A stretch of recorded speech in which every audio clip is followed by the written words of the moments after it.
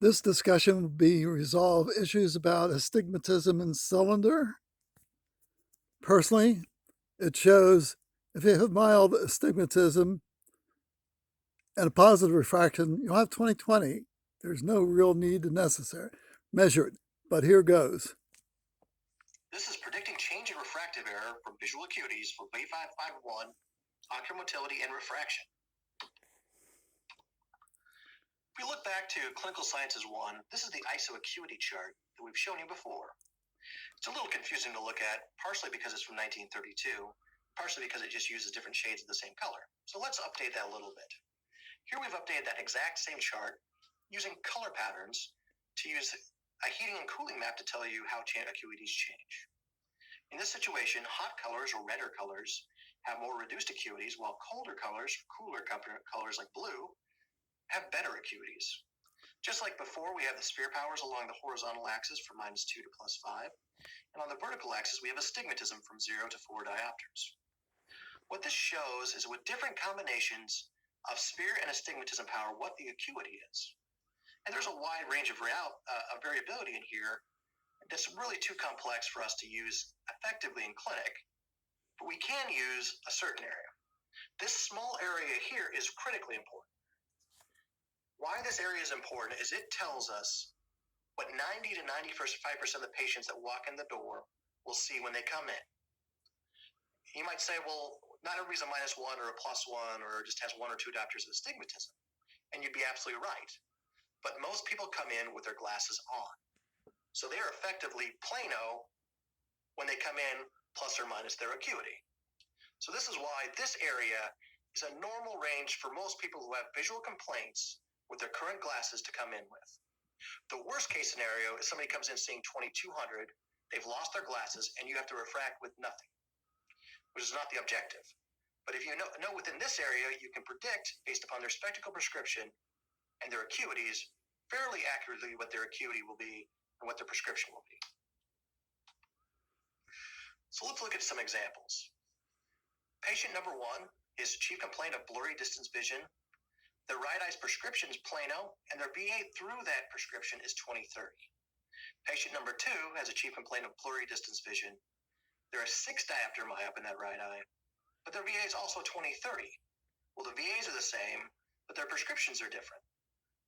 What does this tell us the change in acuity or the change in refractive error should be?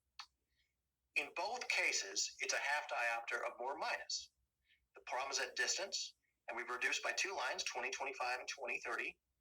So it's a half diopter change. The new prescriptions for patient 1 would be a half diopter sphere, -50. The new prescription for patient 2 would be -650 diopters. But that depends upon the presence or absence of accommodation. With accommodation, a patient can accommodate through the hyperopia. When they say without accommodation, they mean freeze it with the drug atropine, strongly freeze it. That's what they mean, no accommodation. Yeah. Which gives a wider range of normal good acuities with plus. Conversely, without accommodation, plus or minus equally blurs patients and reduces acuity. Now, with acuity, also patients' astigmatism can be minified by finding the blur circle by accommodating. So this means accommodation in hyperopes actually affects astigmatism less. Guiding rule number 1 of refraction and prescribing. Never start refracting without knowing where you expect to go. How much prescription change is needed to reduce visual acuity by 1 line?